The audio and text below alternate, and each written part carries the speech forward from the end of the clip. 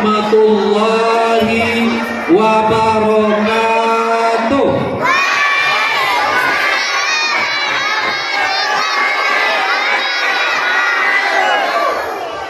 Bagus. Alhamdulillah. Alhamdulillahirabbil alamin. Allazi anzala as-sakinata fi qulubil mu'minin liyazdadu imana ma'a imanihim. Asyhadu an la ilaha illallah wahdahu la syarikalah wa asyhadu anna Muhammadan abduhu wa rasuluh sallallahu alaihi wasallam la nabiyya ba'da amma ba'du. Anak-anak, jangan kesenggol. halo. Halo. Nah, sekarang kita gantian ngomong ya. Kalau tadi anak-anak yang tampil, sekarang giliran bapak yang tampil. Nah, tadi anak-anak yang tampil, bapak yang dengarkan. Sekarang bapak yang tampil, anak-anak yang mendengarkan. Nah, seperti itu. Ya, yang terhormat Bapak Camat Curug Utara, Yang ini bolak-balik. yang kami hormati perangkat desa yang hadir pada kesempatan ini tanpa menyebutkan jabatan dari masing-masingnya, baik tokoh pemerintahannya maupun perangkat agamanya yang hadir bersama kita. Kemudian yang kami hormati dan kami banggakan seluruh jajaran Yayasan Literasi Indonesia. Dirinya ada kepala sekolah, ada majelis gurunya, serta anak-anak yang kami banggakan. Kemudian teristimewa orang tua wali murid yang hadir pada kesempatan ini, yang mendampingi anak-anak kita. Bapak Ibu yang dirahmati Allah,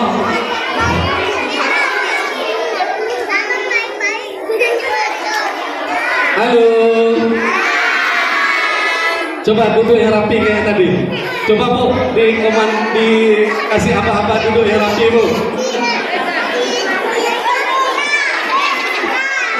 Soleh, duduk rapi.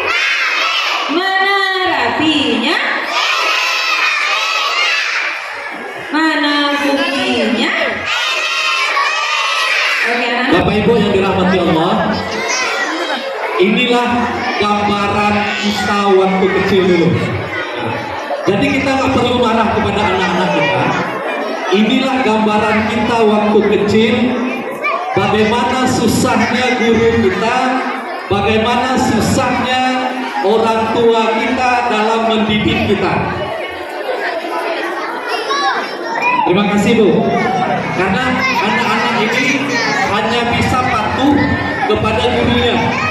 Anak-anak lebih patuh kepada gurunya dibandingkan patuh kepada orang tuanya, karena guru itu merupakan panutan. Bapak Ibu yang dirahmati Allah, pertama saya mengucapkan terima kasih atas kehormatan yang diberikan oleh Bapak Dr. Sumarto untuk memberikan tausiah, memberikan ceramah dalam rangka peringatan Isra dan Mi'raj Nabi Muhammad SAW pada tahun 1444 Hijriah ini. Bapak Ibu yang dirahmati Allah Subhanahu wa taala, bersyukur kita kepada Allah dengan mengucapkan alhamdulillahirabbil alamin.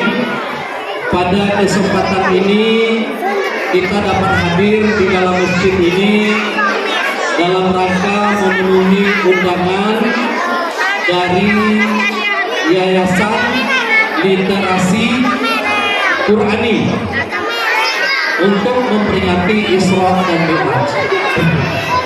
Kemudian selawat dan salam kepada Habibullah Muhammad sallallahu alaihi wasallam.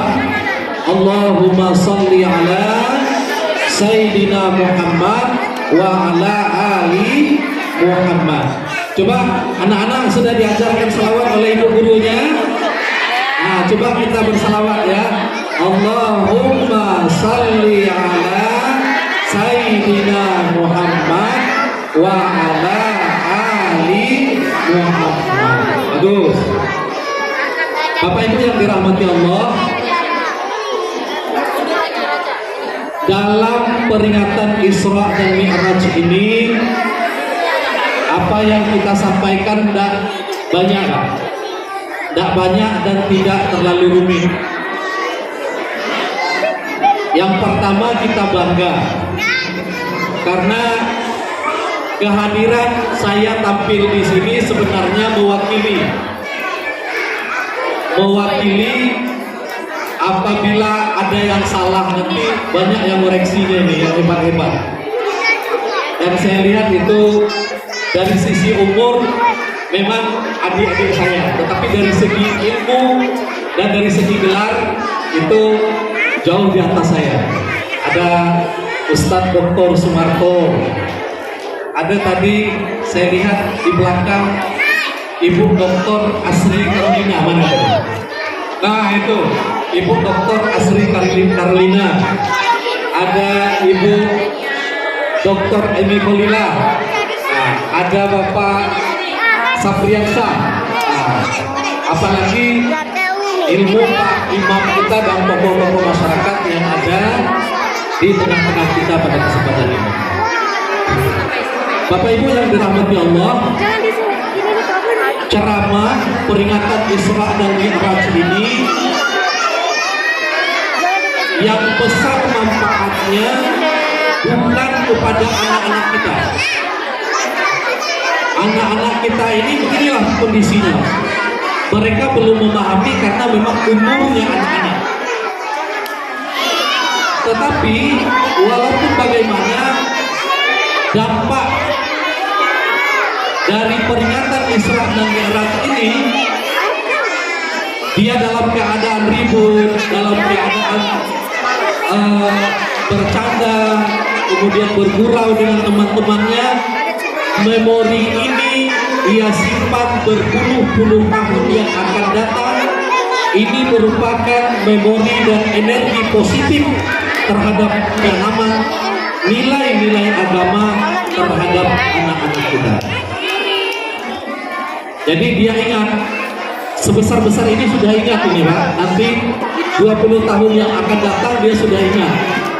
Dulu waktu saya TK di rumah, di tempat TK-nya Pak Sumarto, peringatan Isra dan Mi'raj, penceramahnya Ustadz itu setelah bagi-bagi kue, kami bergurau katanya, nggak mendengar.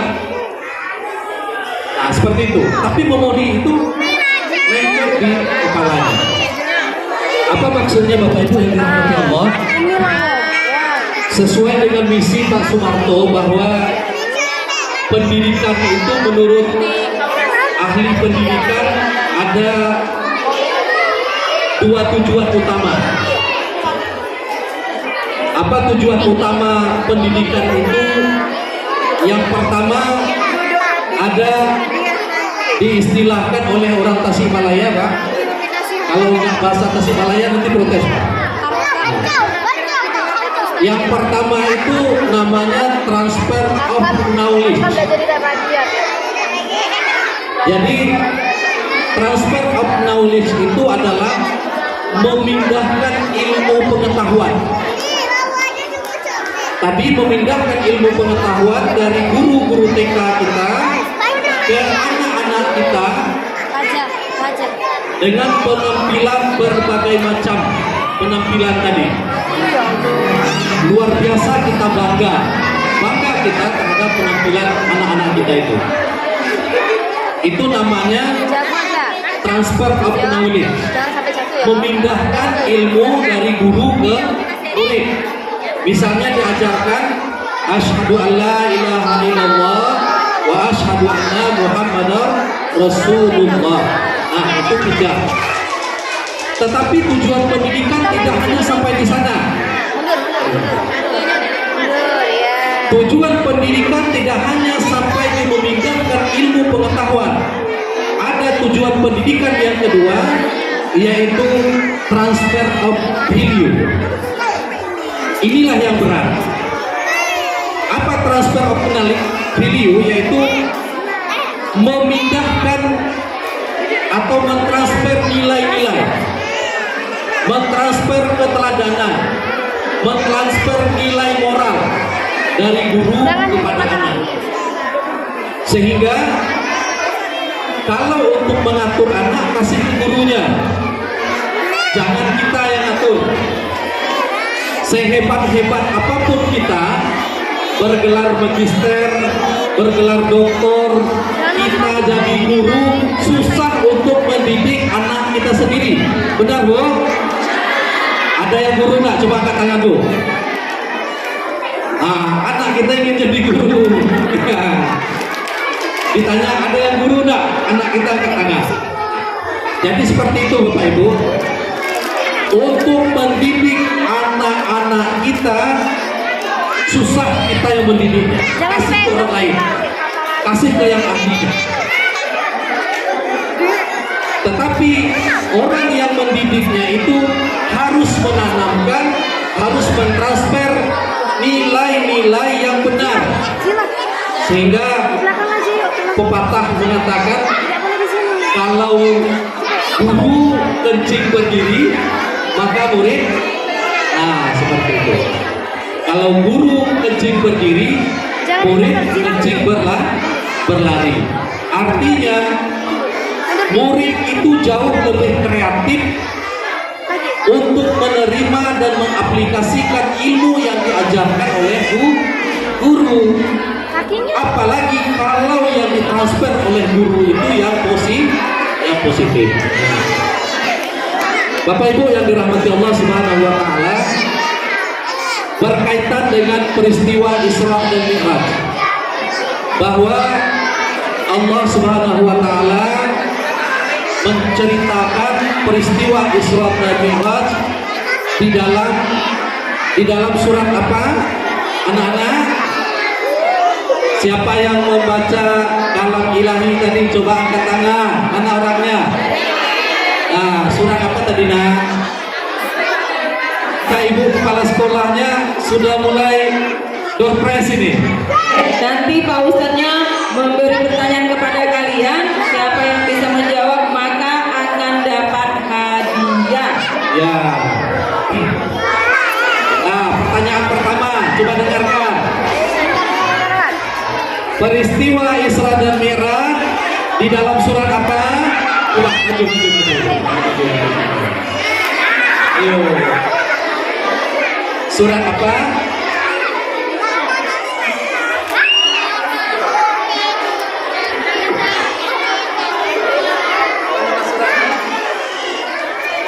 Hilang sampai situ.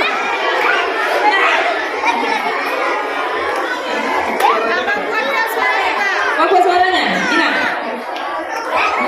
Apa tadi?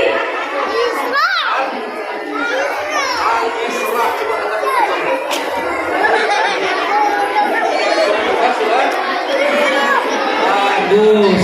Surat Al-Isra. Kasih hadiahnya, Bu. Bagus.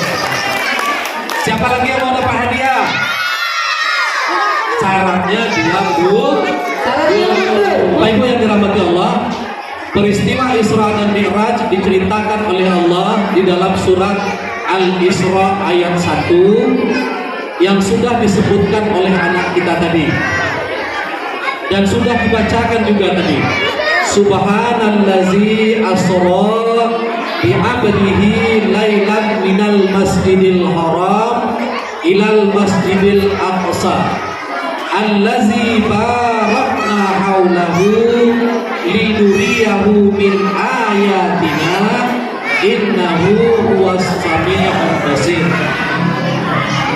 Maha suci Allah yang telah memperjalankan hambanya Muhammad pada malam hari dari Masjidil Haram ke Masjidil Aqsa yang diberkahi sekelilingnya. Tujuannya Allah ingin memperlihatkan sebagian kecil dari tanda-tanda kebesaran Allah Subhanahu wa taala kepada Nabi Muhammad sallallahu alaihi wasallam. Jadi peristiwa Isra dan Mi'raj adalah berjalan siang atau berjalan malam? Berjalan siang atau berjalan malam? Malam. Berjalan malam. Siapa yang suka keluar malam, yang suka keluyuran malam, baik anak-anak, ibu-ibu dan bapak-bapak, berarti namanya Isra. Nah, itu. Jadi nanti ada dapat istilah, Bu ya. Sudah makan malam, sudah sholat isya, pas ibu-ibu mau tidur, kemudian bapak permisi, Bu atau Dek permisi dulu ya. Kemana bang? Isra. Nah itu tanya nanti. Kalau yang suka keluyuran malam itu namanya Isra. Tapi itu dari sisi bahasa bahwa Isra itu orang yang berjalan malam. Anak cucu atau kelompok orang yang berjalan malam itu namanya Bani Israil. Jadi Bani Israil itu adalah sekelompok orang yang pindah pada malam hari. Siapa nenek moyangnya dari Bani Israil? Yaitu Nabi Yakub alaihi salam. Nah itu pelajaran yang pertama Bapak Ibu. Udah dapat dibawa pulang bahwa Isra dari segi bahasa berjalan malam. Lanjut yang kedua, Mi'raj lagi. Apa yang dimaksud dengan Mi'raj? Yaitu proses naiknya Rasulullah Shallallahu Alaihi Wasallam dari Masjidil Aqsa ke Sidratil Muntaha. Jadi panjang prosesnya sampai ke Sidratil Muntaha. Itu ada Jannatul Ma'wa, ada Baitul Ma'mur, ada Mustawa, ada Rab-Rab Allah Subhanahu wa taala. Disitulah tempat yang tertinggi. Kaum muslimin yang dirahmati Allah Subhanahu wa taala, Jannatul Ma'wa itu dalam tafsir artinya adalah tempat tinggal yang nyaman, tempat tinggal yang aman bagi manusia. Tempat tinggal yang nyaman yang dimaksud itu apakah bisa ditempati oleh manusia di alam nyata atau hanya ditempati oleh manusia di alam yang tidak nyata. Tapi logika kita, kalau Sidratil Muntaha itu tak terbayang bagi kita kemana, di mana arahnya. Tentu kalau berbicara surga berarti itu tidak di alam dunia, tetapi alam akhirat. Bapak Ibu, anak-anak Bapak mau masuk surga? Coba duduk yang rapi. Siapa yang mau masuk surga? Yang mau masuk surga angkat tangan. Yang mau masuk surga sekarang coba angkat tangan. Sudah turunkan tangannya. Syarat masuk surga itu harus mati dulu. Jadi anak-anak Bapak belum bisa masuk surga sekarang. Boleh mencita-citakan ingin masuk surga, tetapi jangan mencita-citakan ingin masuk surga sekarang, kalau mencita-citakan ingin masuk surga sekarang, orang tua kita, ayah dan ibu kita, papa dan mama kita menangis. Bapak Ibu yang dirahmati Allah Subhanahu wa taala, kalau kita melihat sejarah bahwa Isra dan Mi'raj itu dilatar belakangi oleh beberapa peristiwa yang dialami oleh Rasulullah, yaitu meninggalnya orang-orang yang beliau cintai. Yang pertama, meninggalnya istri beliau. Siapa nama istri Rasulullah? Anak-anak, siapa nama istri Rasulullah? Coba. Sini. Istri Rasulullah siapa? Angkat ke sana. Sekali lagi. Nah, Khadijah. Bagus 100. Nah, dapat hadiah lagi, hadiahnya dulu. Nah, bagus. Istri Rasulullah itu Khadijah. Kemudian setelah meninggal Khadijah, siapa lagi yang meninggal? Pamannya Abu Thalib. Nah, ini kaitannya dengan moderasi Pak Sumarto. Abu Thalib itu dari sisi akidahnya Islam atau tidak? Tidak Islam.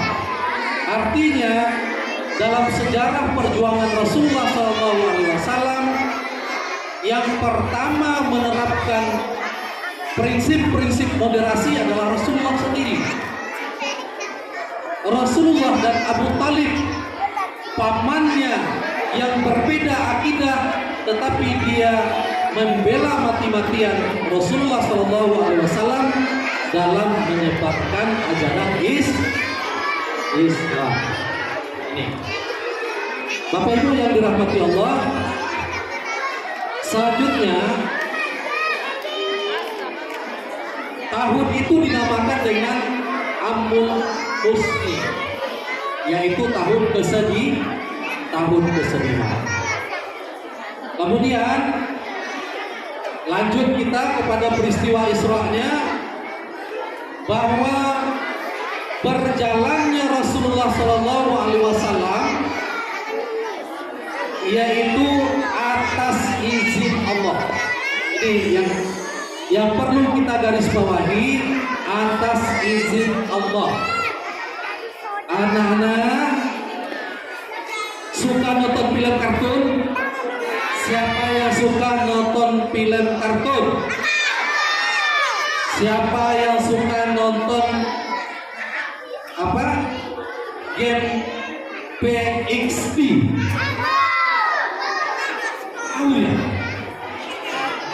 Siapa yang suka nonton Toka Boka? Wah, hebat, pandai semua dia. Siapa yang pandai main lato-lato? Itu dia. Nah, siapa yang mau terbang? Peristiwa Isra dan Mi'raj itu terbang. Kalau dalam film kartun yang bisa terbang, yang bisa melompat tinggi-tinggi apa?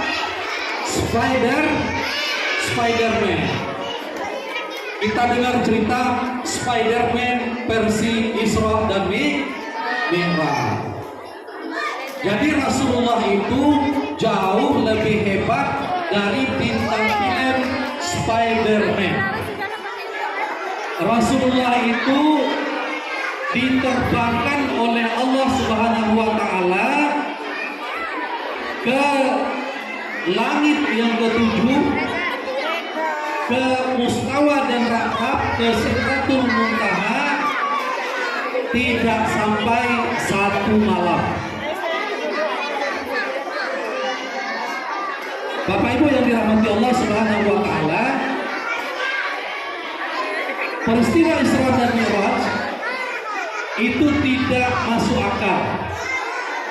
Kalau kita pikirkan dengan akal, maka akal kita akan mentok. Ada orang Tasikmalaya, supaya dekat mencontohkannya Pak ya.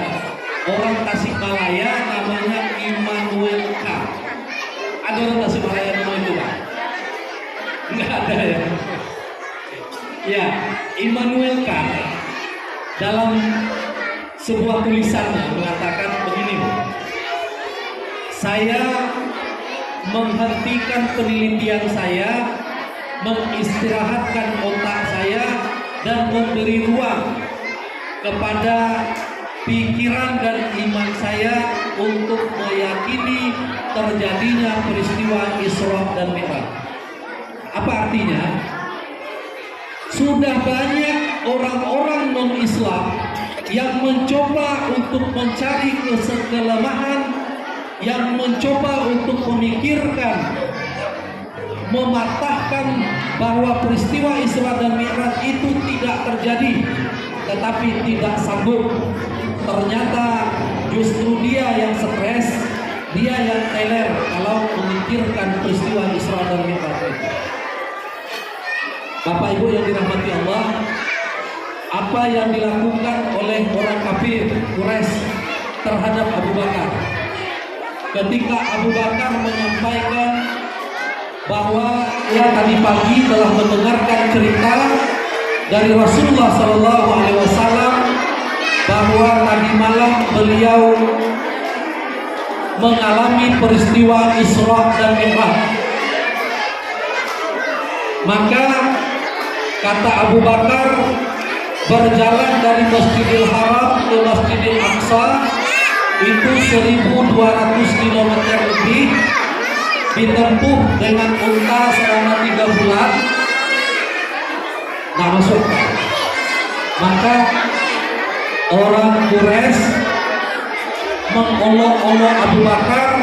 Pertama disuruh Abu Bakar mengangkat satu kaki, diangkatnya satu kaki. Kemudian selanjutnya apalagi angkat kaki yang satu lagi. Apa akibatnya Bu? Kalau kita berdiri diangkat kaki satu, kemudian setelah itu diangkat kaki satu lagi, apakah masih bisa berdiri atau jatuh? Jatuh. Jadi kata orang Quraisy, inilah kebohongan yang engkau ceritakan wahai Abu Bakar. Tetapi apa kata Abu Bakar? Kalau itu datangnya dari Muhammad Rasulullah SAW, jauh lebih besar dari itu ceritanya, saya yakini. Jadi begitu Pak. Kepada pemimpin itu, kalau pemimpin itu berbicara benar, kalau pemimpin itu istiqomah, mendapat hidayah dari Allah Subhanahu wa Ta'ala, sebesar apapun ceritanya harus kita yakini. Itu loyalitas terhadap pemimpin yang didasari dengan iman kepada Allah Subhanahu wa Ta'ala. Baik pemimpinnya maupun yang mengikutinya beriman yang kuat kepada Allah Subhanahu wa Ta'ala. Bapak Ibu yang dirahmati Allah, selanjutnya lagi yang mengherankan kita bahwa peristiwa Isra dan Mi'raj itu tidak pernah diuji coba oleh Rasulullah. Anak-anak kita aja tadi yang tampil, Bu Wati, anak-anak kita tampil tadi berapa hari latihan? Nah, ibu-ibu dengar tak jawaban dari ibu kepala kita tadi? Umi kepala sekolah kita tadi, tampilnya anak kita tadi latihannya 1 minggu. Yang ada di dunia ini apapun peristiwanya, apalagi acara-acara tertentu, acara-acara seremoni, itu harus ada geladinya dulu. Coba kita baca dalam sejarah Bapak Ibu, ada tak Rasulullah SAW melakukan geladi Isra dan Mi'raj? Nah, ada. 17 Agustus saja 2 bulan geladinya. Hanya upacara tidak sampai 1 jam, 2 bulan geladi. Nabi tidak ada di geladi. Kemudian yang kedua, yang selanjutnya lagi, Bapak Ibu, siapa manusia pertama yang berhasil mendarat ke bulan? Coba, anak-anak, ada yang tahu manusia pertama berhasil mendarat di bulan? Coba.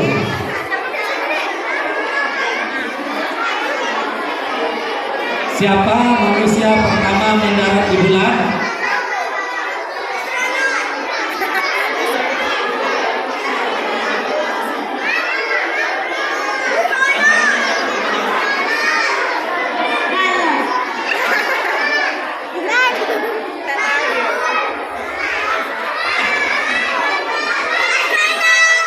Neil Armstrong.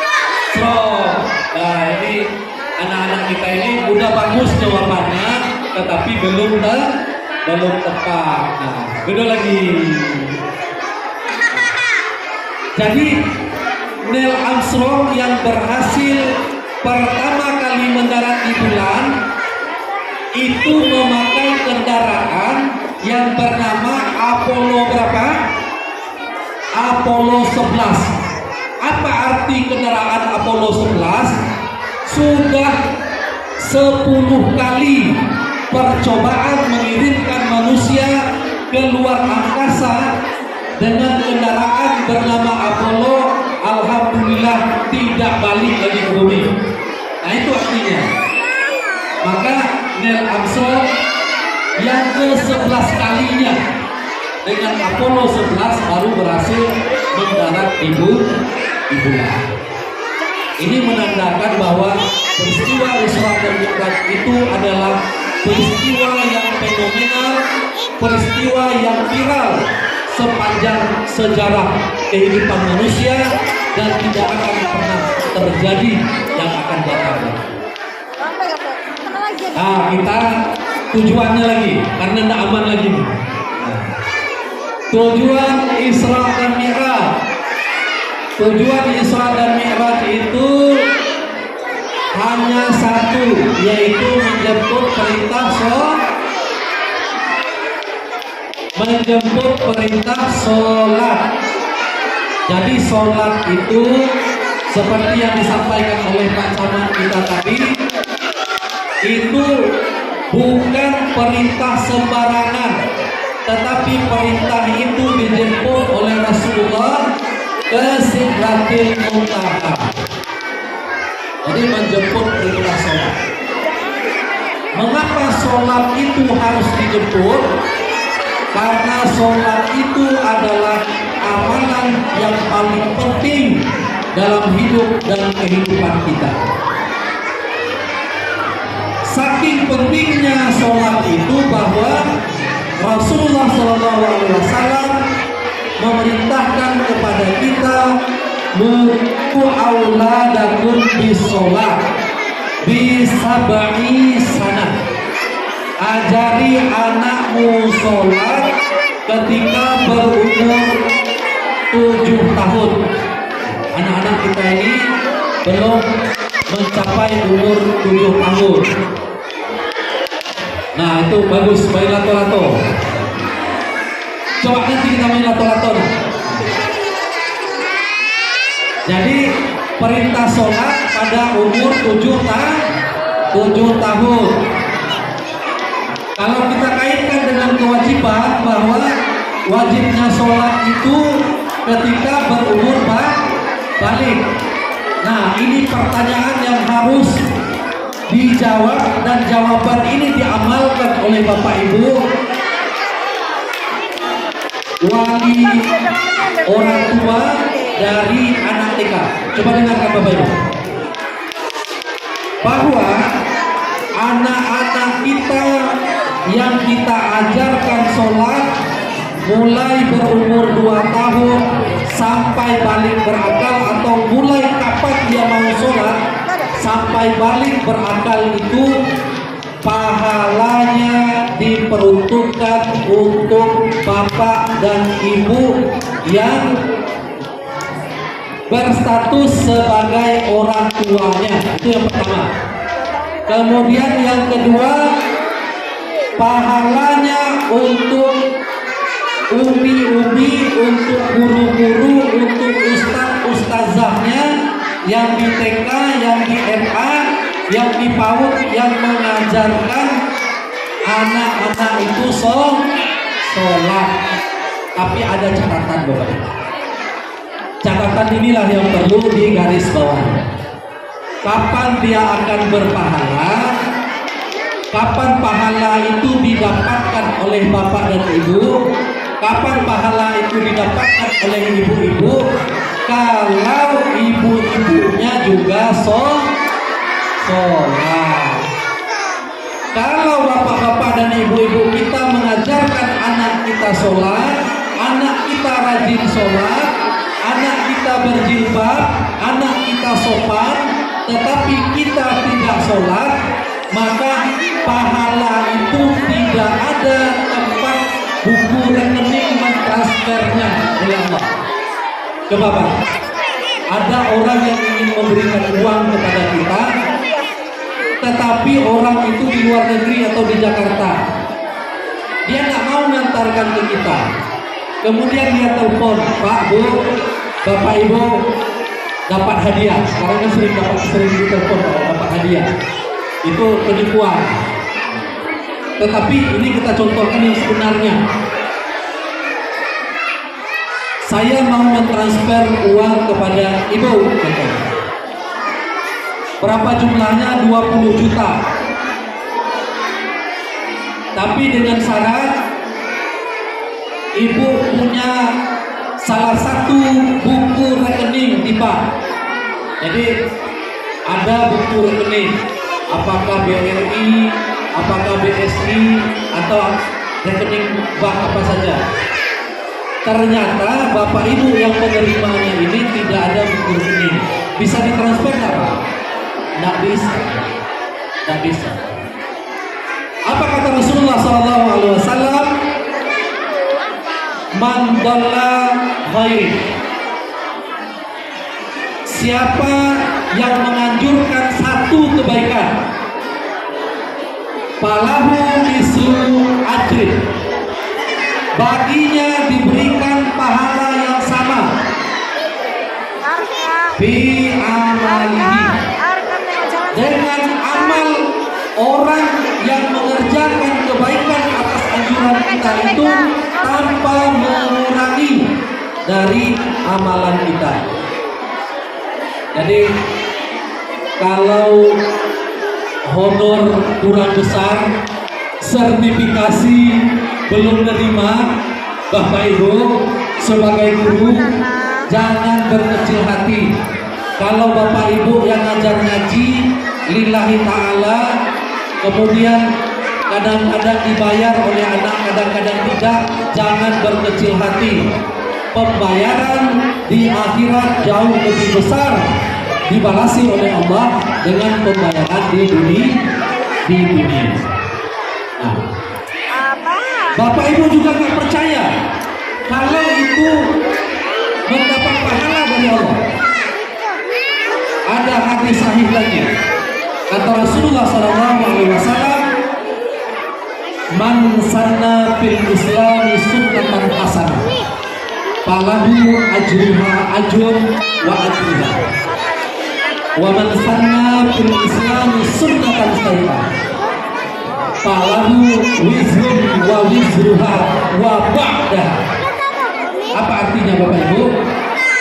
Siapa saja yang menjadi pelopor kebaikan, yang mengajarkan suatu kebaikan kepada saudaranya, maka akan diberi pahala oleh Allah kepadanya. Kemudian diikuti oleh orang yang diajari kebaikan itu, maka dibalasi pahala oleh Allah sebanyak pahala yang diberikan kepada orang tersebut tanpa mengurangi pahala orang tersebut. Itu kebaikan. Tapi ada balasannya Bapak Ibu yang dirahmati Allah. Begitu juga kejahatan. Siapa saja yang menganjurkan kejahatan, siapa yang menyebarkan fitnah, siapa yang menjelekkan dan menjatuhkan nama seseorang, siapa yang suka bergunjing, siapa yang suka menjelek-jelekkan orang lain, siapa yang mengajarkan yang tidak baik, contohnya mengajarkan kata-kata kasar kepada seseorang, maka atas ajaran kita orang tersebut bisa berkata-kata seperti itu, maka dibalasi oleh Allah yang sama, kemudian diikuti oleh orang, kemudian diberi dosa yang sama kepada orang yang mengikutinya, dan juga dilimpahkan kepada kita yang menganjurkan untuk berbuat dosa. Nah, ini seimbang Bapak Ibu yang dirahmati. Bapak Ibu yang dirahmati Allah, kembali kita kepada sholat tadi. Artinya kalau sholat itu sudah dibiasakan dari kecil, dicontohkan oleh kedua orang tua kita, maka setelah besar kita tidak perlu lagi untuk susah-susah memerintahkan anak kita untuk sholat. Tetapi kalau di waktu kecil kita hanya menyuruh anak kita sholat, kita tidak sholat, menyuruh anak kita berjilbab, kita tidak berjilbab, menyuruh anak kita berbuat baik, kita tidak mencontohkan perbuatan baik, maka pahala itu tadi ditunda oleh Allah. Ibaratnya tadi seperti tidak ada rekening untuk mentransfer pahala tadi kepada kita. Kemudian yang hasilnya juga kepada anak-anak kita, nilai dari peringatan Isra dan Mi'raj itu juga tidak berbekas. Tetapi kalau waktu kecil ini mulai kita tanamkan sholat, maka anak kita sholat, kita dengan mudah tidak lagi susah untuk mengajarkan anak kita sholat ketika dia sudah besar. Bapak Ibu yang dirahmati Allah Subhanahu wa Ta'ala, inilah pentingnya peristiwa Isra dan Mi'raj, bahwa mengajarkan kepada kita pentingnya sholat, karena sholat itu dijemput oleh Rasulullah Sallallahu Alaihi Wasallam langsung kepada Allah Subhanahu wa Ta'ala. Bapak Ibu yang dirahmati Allah, inilah yang dapat kita sampaikan pada kesempatan ini.